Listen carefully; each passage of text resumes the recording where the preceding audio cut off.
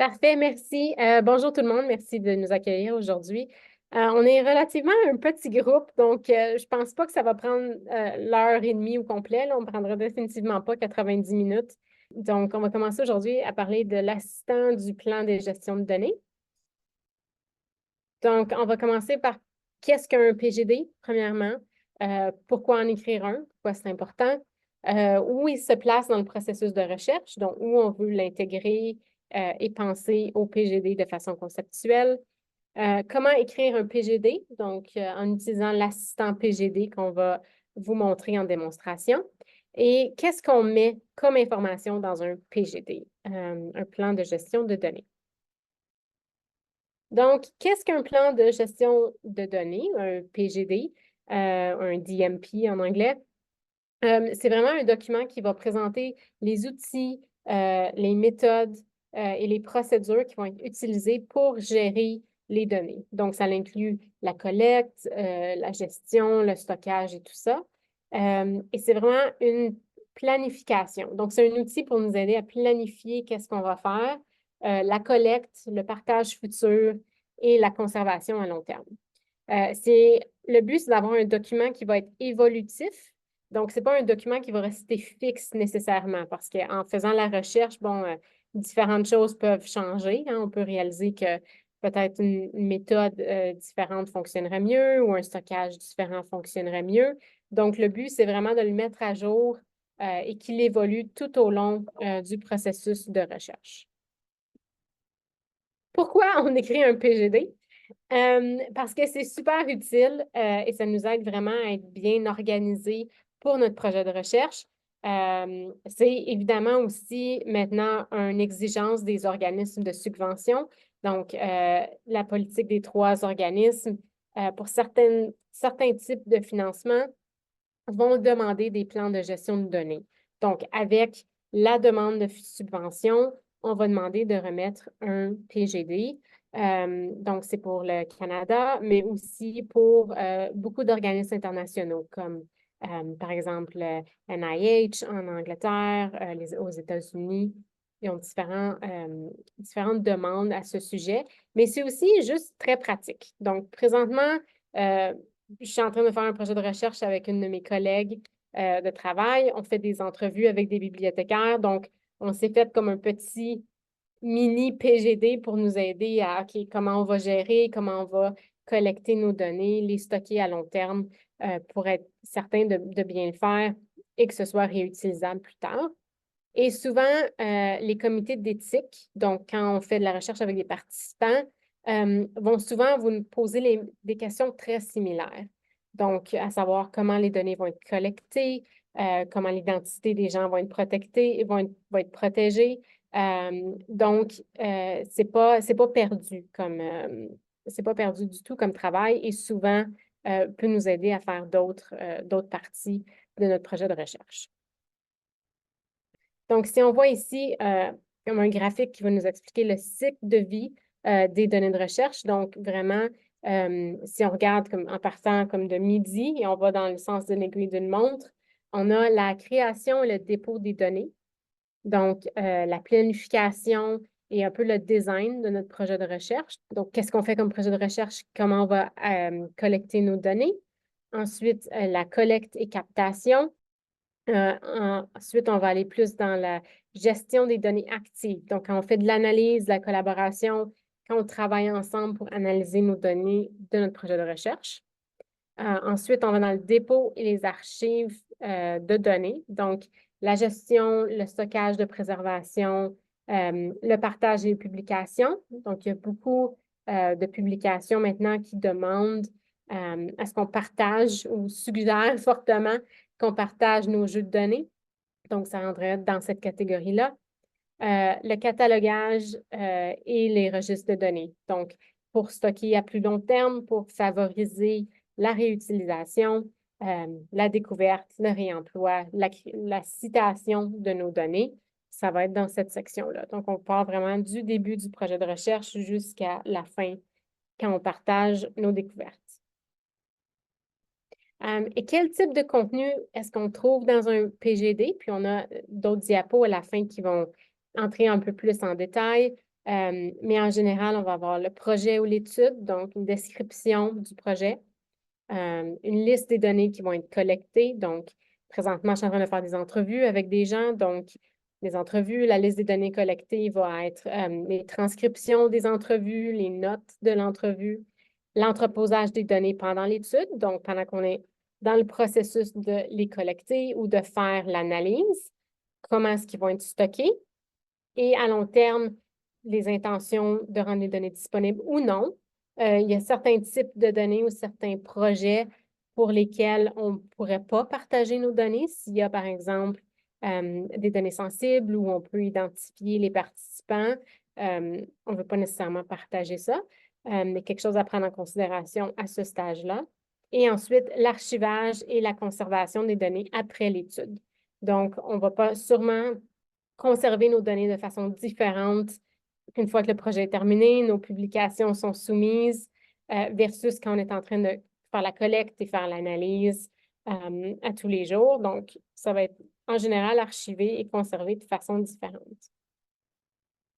Donc, ici, on voit le site de l'Alliance de recherche numérique du Canada, qui était avant Portage, je crois. Ils ont beaucoup d'outils pour nous aider avec les PGD. Donc, un exemple, par exemple, qu'ils offrent, c'est l'option de nous aider à créer des plans de gestion de données. Donc, il y a un service pour ça. Je vais vous montrer le template un petit peu plus tard. Mais ils ont aussi beaucoup de services et beaucoup de groupes qui travaillent sur la gestion des données de recherche. Par exemple, ici, on a des groupes de spécialistes des comités. Et un de ceux-là est spécialisé dans la rédaction de PGD. Donc, on le voit ici, le groupe d'experts sur la planification de la gestion des données. Donc, on va voir sur la prochaine diapo vraiment qu'est-ce qu'ils font. Comme vous pouvez voir, il y a différents réseaux d'experts. Je pense qu'ils font souvent des appels aux membres, si jamais c'est quelque chose qui vous intéresse. Mais le groupe d'experts sur la planification de la gestion des données, donc leurs champs d'intérêt sont vraiment concevoir des exemples de PGD. Donc, si c'est le premier qu'on fait où on aide un professeur à en faire un puis ils n'en ont jamais vu avant, ça peut être un petit peu difficile. Donc, ils ont des exemples de la documentation pour aider les gens et beaucoup de ressources qu'ils vont créer. Ils vont mettre à jour des documents d'orientation vraiment propres à certaines disciplines et des modèles de PGD méthodologiques aussi. Puis, ils vont concevoir et mettre en œuvre un dépôt de PGD dans lequel les chercheurs peuvent déposer, conserver, explorer et consulter les PGD du Canada. Des fois, si on a des exemples dans des domaines d'études qui sont similaires aux nôtres, ça peut nous aider à voir un peu comment concevoir notre propre PGD. Et ensuite, ils vont soutenir la mise au point et la pérennité continue du service et de la plateforme de l'assistant PGD qu'on va voir un petit peu plus tard, en cernant différentes fonctionnalités qui vont appuyer les gens qui écrivent leur PGD et vont recommander des mises à jour, des choses comme ça. Donc, c'est vraiment un groupe qui en fait beaucoup. Et on peut voir, ils ont développé beaucoup de ressources. Donc, il y a beaucoup de ressources qui sont existantes présentement pour la gestion de données. Donc, il y a des guides sommaires, donc une introduction au PGD, comment créer un PGD efficace, des guides sommaires également. Il y a plusieurs tutoriels vidéo. Encore là, une introduction au PGD, introduction à l'assistant du PGD, donc comment s'en servir en ligne et comment gérer nos PGD avec l'assistant. Et beaucoup d'exemples de PGD, ce que je trouve personnellement super utile. Si je dois aider un professeur en droit, par exemple, je peux aller voir s'il y a des exemples qui sont similaires. Et beaucoup plein d'autres ressources, exactement. Donc, quelles sont les fonctionnalités principales de l'assistant PGD? Puis, on va vous montrer, comme je mentionnais, des exemples. Ça aide vraiment à soutenir la collaboration interinstitutionnelle, particulièrement en matière de recherche ou même dans la même institution. Si vous travaillez avec différents collègues sur un projet de recherche, vous pouvez avoir le même PGD et travailler ensemble. Il est disponible gratuitement, c'est toujours bien aussi. L'outil est bilingue et il est disponible sur le web, donc il peut être utilisé dans n'importe quelle langue. C'est un outil qui est approuvé par la Tri-Agency, donc des agences de financement que je mentionnais plus tôt, qui demandent des PGD, approuvent de cet outil-là, donc ça nous aide beaucoup. Comme je mentionnais, il y a beaucoup de conseils et d'exemples. On peut avoir plusieurs PGD, donc on n'est pas obligé d'en avoir juste un. Si on a plusieurs projets en cours ou on veut garder des anciens projets, on a l'option. C'est un accès partagé et on peut choisir le type d'accès qu'on donne aux gens. Donc, est-ce qu'ils sont copropriétaires puis ils peuvent tout changer s'ils veulent? Est-ce qu'ils sont éditeurs? Est-ce qu'ils peuvent juste faire la lecture? On peut exporter notre PGD, donc particulièrement bien quand on doit le soumettre pour les demandes de financement. On peut le sauvegarder en différents formats, PDF, texte, MS Word. Et ensuite, c'est un document vivant. Donc, comme je le mentionnais, on veut vraiment que notre PGD continue à évoluer durant notre projet de recherche. Donc, en utilisant l'assistant, il est modifiable. Donc, on peut toujours le mettre à jour sans aucun problème. Donc, il y a plusieurs ressources qui sont disponibles sur comment écrire un PGD. Donc, l'assistant PGD de l'Alliance, qu'on va faire une petite démo tantôt. Il y a différents modèles spécifiques pour certaines disciplines, donc méthode de recherche mixte, histoire et humanité, recherche qualitative en sciences de la santé, par exemple. Il y a beaucoup de publications et guides de l'Alliance. Il y a d'autres outils aussi qui existent spécifiquement au Royaume-Uni et aux États-Unis, donc DMP Online et DMP Tool. Il y a des grilles de relecture du CNRS et de l'Institut Pasteur qui peuvent nous aider à déterminer si on a bien rempli l'information. Et puis, pour créer un PGD à l'aide de l'assistant PGD, il faut aller sur le site dmp-pgd.ca. Vous pouvez vous connecter ou créer un nouveau compte. Et pour créer un nouveau compte, entrez vos informations et votre établissement. Puis, vous pouvez changer la langue entre l'anglais et le français dans le coin supérieur droit de la page. Quand vous vous connectez, vous pouvez soit accéder à un PGD existant ou vous pouvez soit créer un nouveau. Vous pouvez également créer une copie d'un plan existant. Et lorsque vous cliquez sur le bouton pour créer un nouveau plan, vous devez indiquer l'établissement et vous verrez alors une liste de modèles de templates. Voici un lien vers une liste de modèles de templates de disciplines existants et puis nous partagerons les diapos à la fin de l'atelier. Lorsque vous créez un nouveau plan, il y a plusieurs sections. Dans la première section, vous pouvez inclure une description du projet.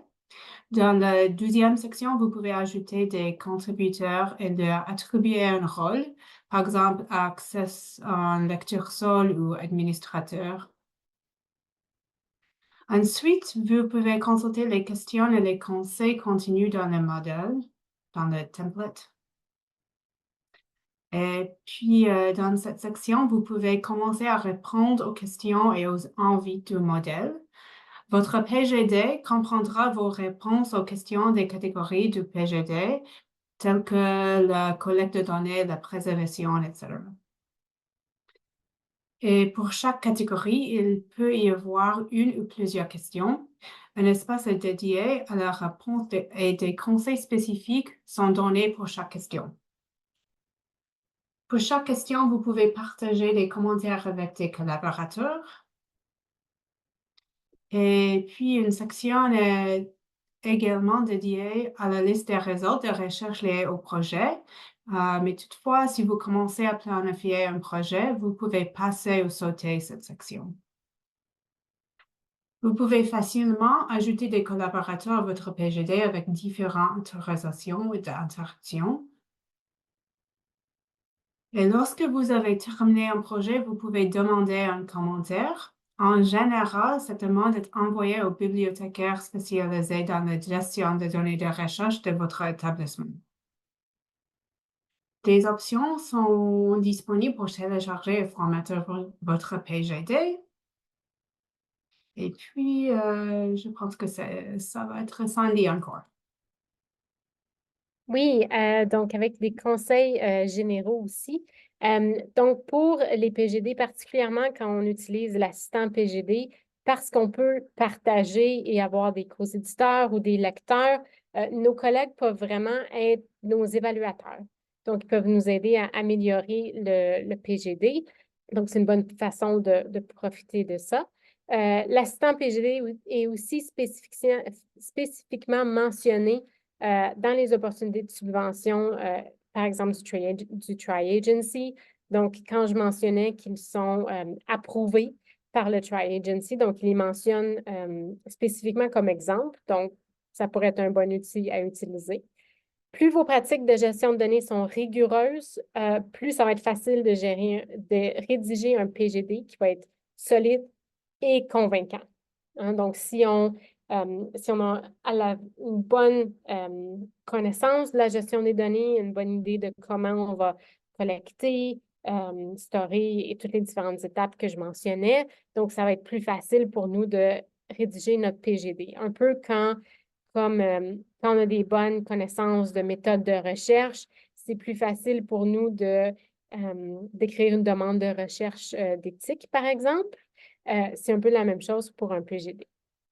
Et n'hésitez pas aussi d'utiliser différentes ressources de l'établissement et de les mentionner dans votre PGD.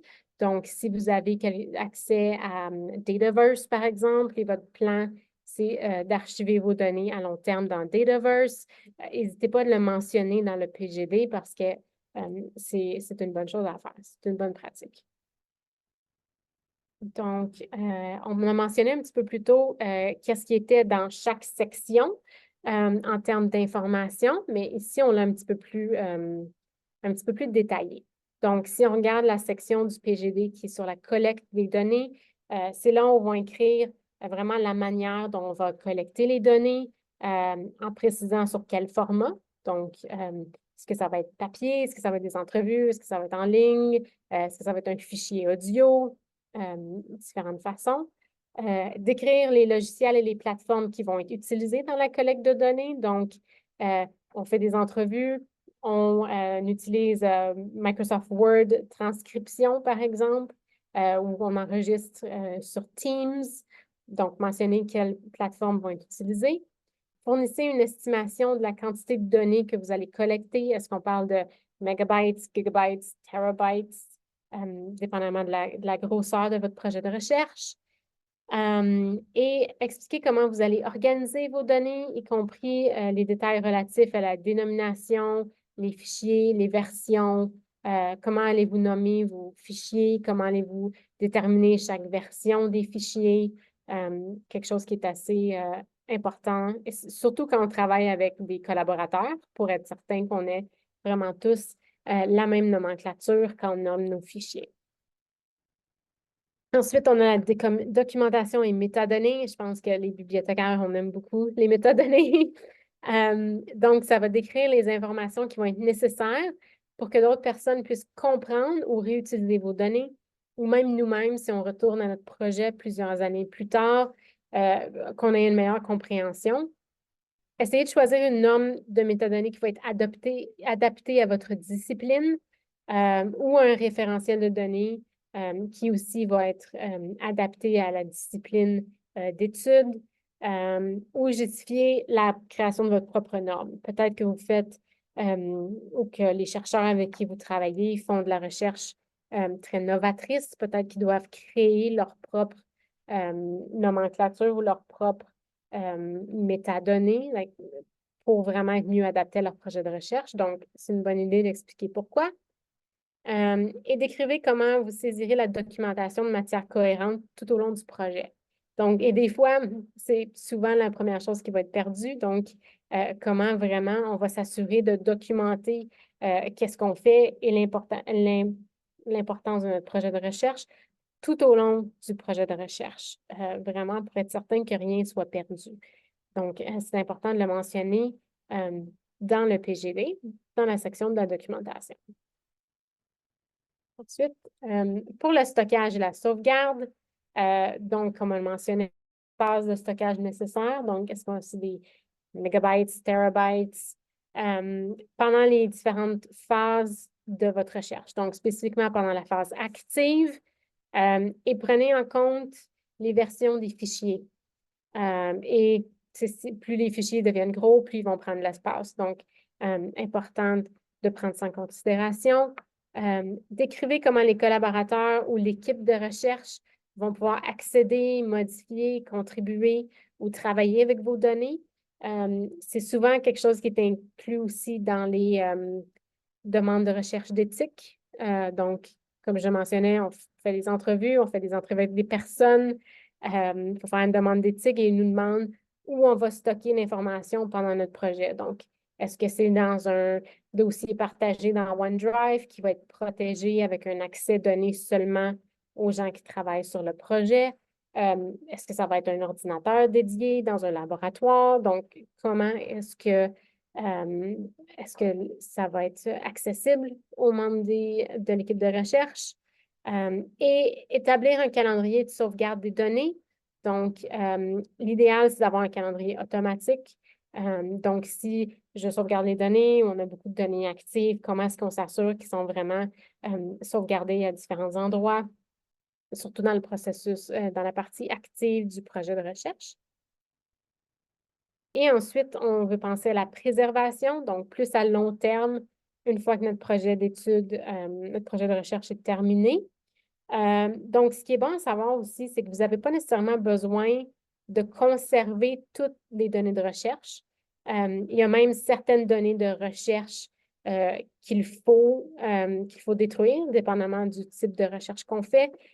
Si on fait des recherches avec des participants, souvent, une fois que le projet est terminé, il faut supprimer les fichiers qui vont nous permettre d'identifier certains participants. Donc, ça peut être un exemple. Donc, prenez en compte les éléments tels que la valeur de vos données, les exigences de financement, les exigences éthiques, et décidez ce que vous avez besoin d'être conservé. Quand on doute, on en a aux spécialistes, ce qui, j'imagine, dans ce cas-ci, est vous.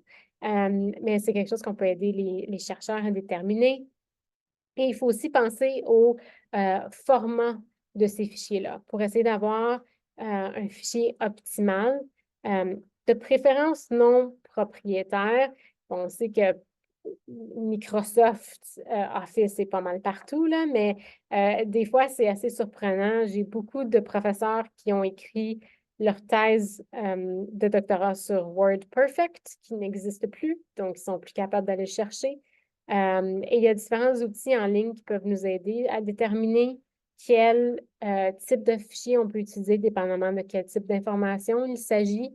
Mais surtout les propriétaires, j'ai beaucoup d'étudiants, par exemple, qui ont des problèmes avec NVivo, parce qu'NVivo, à chaque fois qu'ils font une mise à jour, on ne peut plus ouvrir les fichiers sur l'ancienne version du programme. Donc, ça peut être assez un problème, surtout à long terme.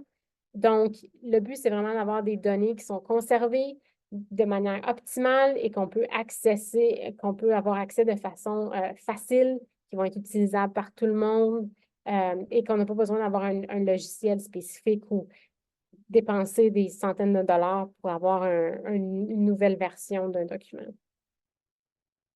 Et ensuite, on veut penser au partage et la réutilisation, donc pour que d'autres gens réutilisent nos données. Et il faut vraiment penser au partage approprié de vos données, y compris les exigences en matière de financement ou de confidentialité, surtout si on a des participants humains.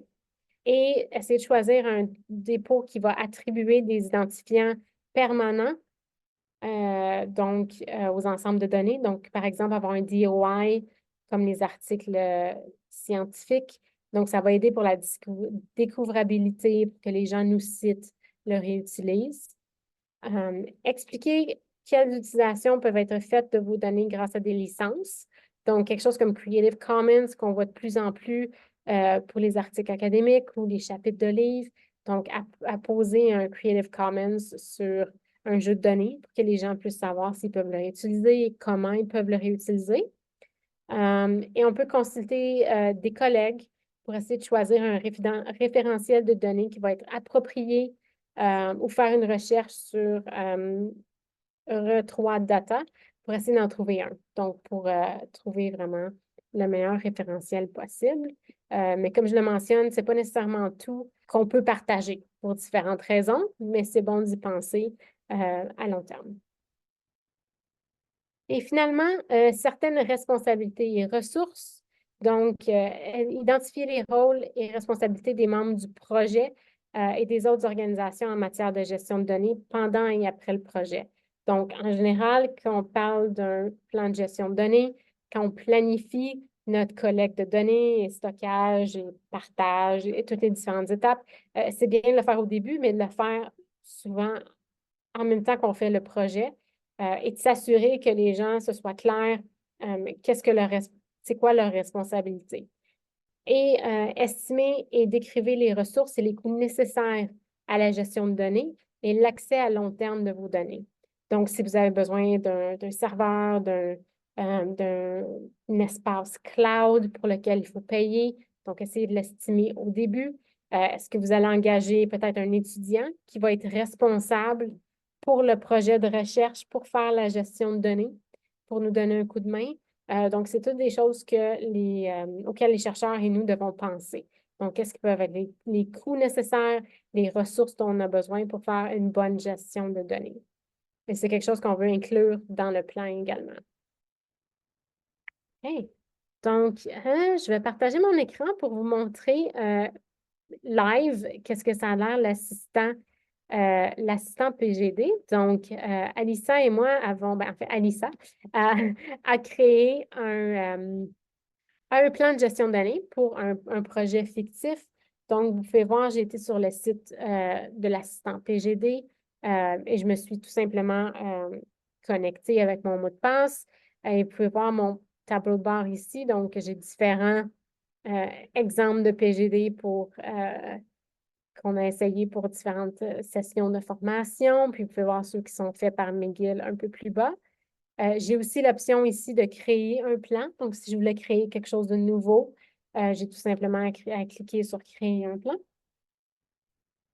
Donc, et ensuite, donc, si je vais sur le sondage sur les administrateurs du Dataverse canadien, on voit ici que je suis copropriétaire et qu'il est privé. Donc, il n'est pas partagé avec les gens. Donc, on peut voir ici les différentes sections du plan.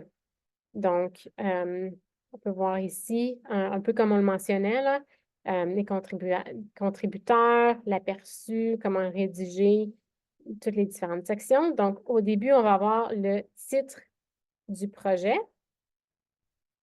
On peut mettre un résumé si on veut. Les dates, vraiment toute l'information de métadonnées dans un sens. Ce qui est bon à savoir aussi, c'est que s'il y a une section qui n'est pas applicable pour une raison ou une autre, on n'écrit pas comme NA dedans ou quoi que ce soit parce que quand on va l'imprimer ou le sauvegarder, ça va imprimer la section avec le NA. Si on fait juste laisser la boîte vide, cette section-là ne sera pas imprimée. Donc, il ne sera pas inclus dans le plan. Donc, ça peut être assez utilisé. Ça peut être assez utile. Donc, ensuite, on peut voir ici les contributeurs. Donc, on peut ajouter un contributeur, donc quelqu'un pour nous aider, qui va travailler avec nous. Et comme je le mentionnais, on peut vraiment spécifier le type d'accès qu'on va donner à la personne. Ensuite, on peut voir un aperçu du plan. Et on peut commencer la rédaction du plan. Donc, c'est ici qu'on va voir les sections dont on a parlé, dont on vient de voir un survol. Donc, on va voir la collecte des données. Et on a ici toutes les questions auxquelles on doit répondre. Donc, comme je le mentionnais, si une section ne s'applique pas à vous, on n'en remplit pas. Mais ça peut être aussi très utile. Et ce qui est bien, c'est qu'on a des directives ici. Donc, portage va nous donner des exemples ou une explication de ce qui va dans cette section-là, mais on peut aussi laisser des commentaires. Donc, si on travaille en partenariat avec quelqu'un d'autre, on peut se mettre des petits commentaires un peu comme on le ferait dans Word, par exemple, ou dans différents documents collaboratifs. Donc, on peut se laisser des notes ou des commentaires.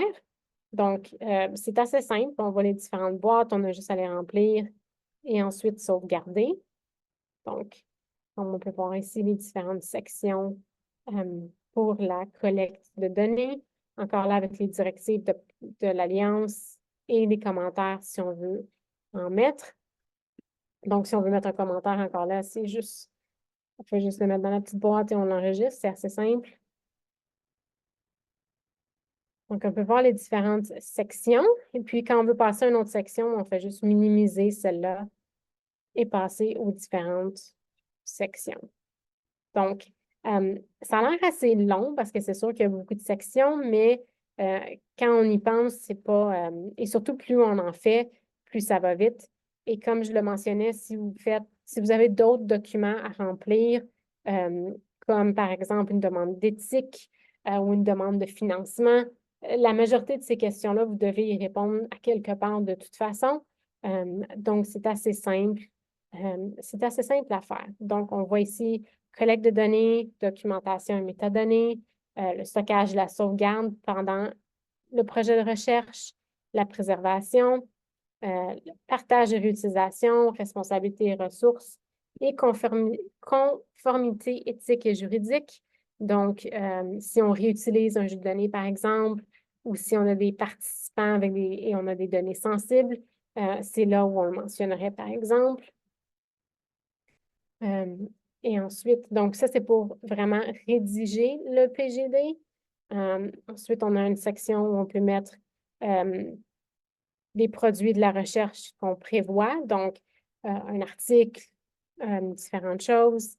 On peut partager aussi, donc définir la visibilité de notre plan. Donc, présentement, il est privé, donc il y a juste moi et Alissa qui peuvent le voir.